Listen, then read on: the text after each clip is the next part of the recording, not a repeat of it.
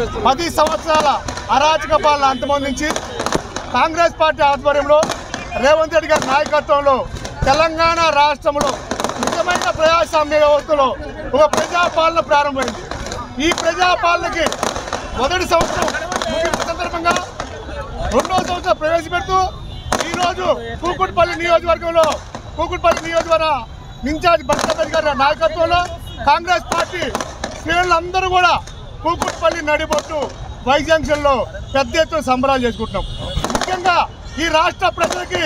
ప్రజాపాలన అలా ఎలా ఉందో ఈ సంవత్సరం వాళ్ళంతా అనుభవించారు. అనేక కష్టాలు ఉన్నప్పటికీ, లక్షల కోట్ల అప్పులు ఉన్నప్పటికీ ఈరోజు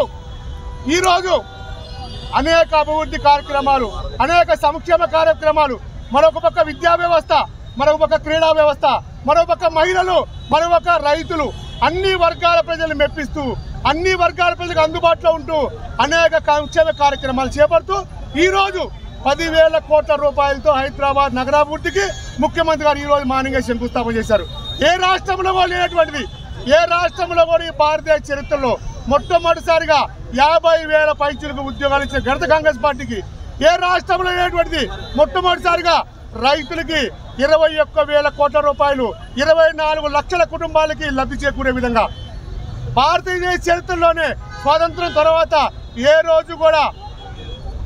153,000 టన్నులు పండించిన చరిత్ర లేదు సమైక్య ఆంధ్రప్రదేశ్లో కూడా. అలాంటి దాంట్లో ఈరోజు 153,000 టన్నులు ధాన్యాన్ని పండించి సన్న ఓట్లకి 500 రూపాయలు బోనస్ ఇచ్చి 40,000 కోట్ల రూపాయలు ఒక్క రైతులకే లబ్ధి చేకూరే విధంగా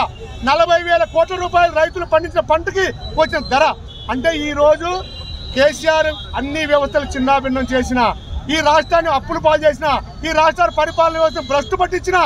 రేవంత్ రెడ్డి గారి నాయకత్వంలో సోనియమ్మ రాజ్యం, ఇందిరమ్మ రాజ్యం ఈరోజు అందరికీ అందుబాటులో ఉంటూ మంత్రివర్గం అంతా సమిష్టి నిర్ణయాలు తీసుకుంటూ అన్ని వర్గాల ప్రజలకు న్యాయం చేకూరుతూ అన్ని వర్గాల ప్రజల్ని అభివృద్ధిలో భాగస్వామ్యం చేస్తూ ఈ పరిపాలన ముందు జరుగుతూ రేవంత్ రెడ్డి గారి నాయకత్వంలో సుస్థిరంగా ఈ 5 సంవత్సరాలు హైదరాబాద్ నగరాభివృద్ధి జరగాలని, రేవంత్ రెడ్డి గారిలో సుస్థిరంగా మరో 10 సంవత్సరాలు కాంగ్రెస్ పార్టీ అధికారంలో ఉండాలని కోరుకుంటూ ఈ అవకాశం కల్పించినందుకు ప్రత్యేక ధన్యవాదాలు, కృతజ్ఞతలు తెలియజేస్తున్నాను.